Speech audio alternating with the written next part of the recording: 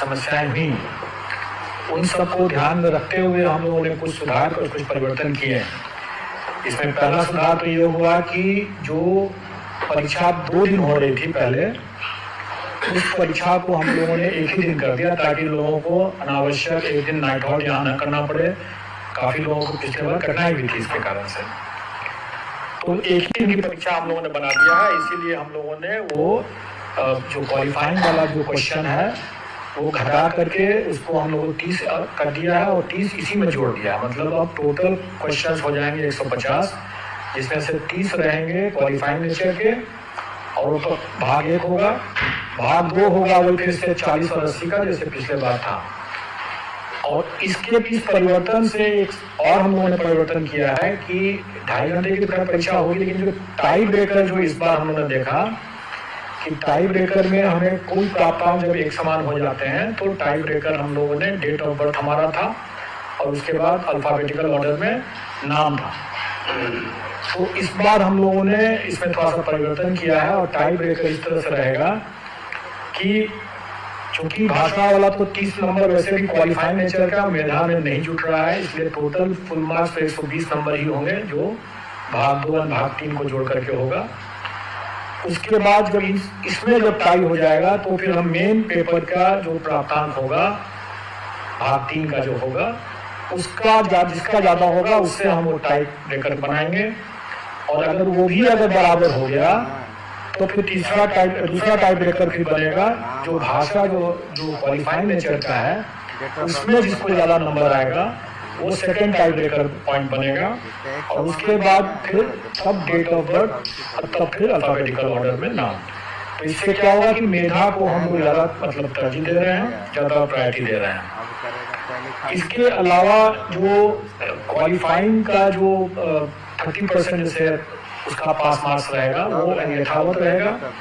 और with in that 30 जो है क्वेश्चन जो होगा उसके अंदर 8 क्वेश्चन जो रहेंगे वो अंग्रेजी के रहेंगे और 22 क्वेश्चन जो रहेंगे वो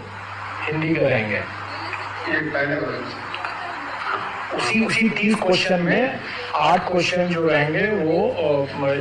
अंग्रेजी के रहेंगे और 22 क्वेश्चन जो रहेंगे वो हिंदी के रहेंगे। टोटल 30 का रहेगा, लेकिन 9 नंबर उसमें क्वालिफाइंग रहेगा उसका।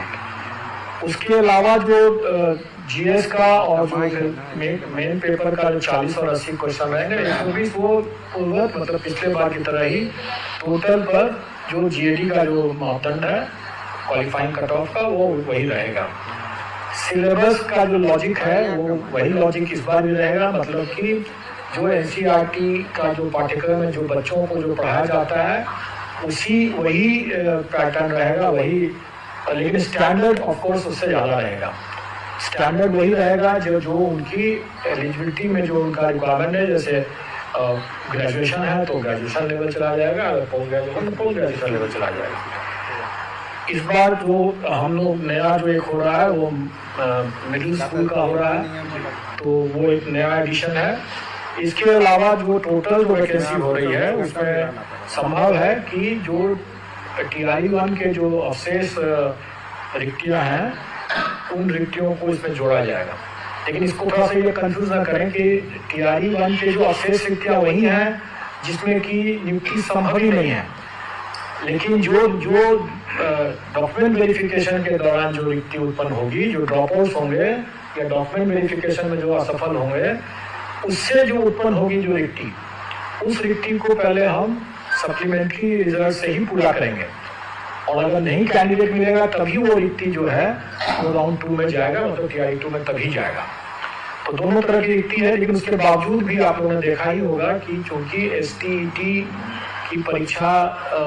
2019 के बाद नहीं हुई थी तो कई विषय में ऐसे थे जिसमें कि कैंडिडेट्स बहुत कम थे और रिक्तियाँ ज़्यादा थी। इसे स्वाभाविक है कि उसमें हम कभी भी हम पूरी रिक्ति को तो भर नहीं सकते थे, तो वो रिक्ति तो खाली ही रहना था। तो वो रिक्ति जो खाली है तो वो रिक्ति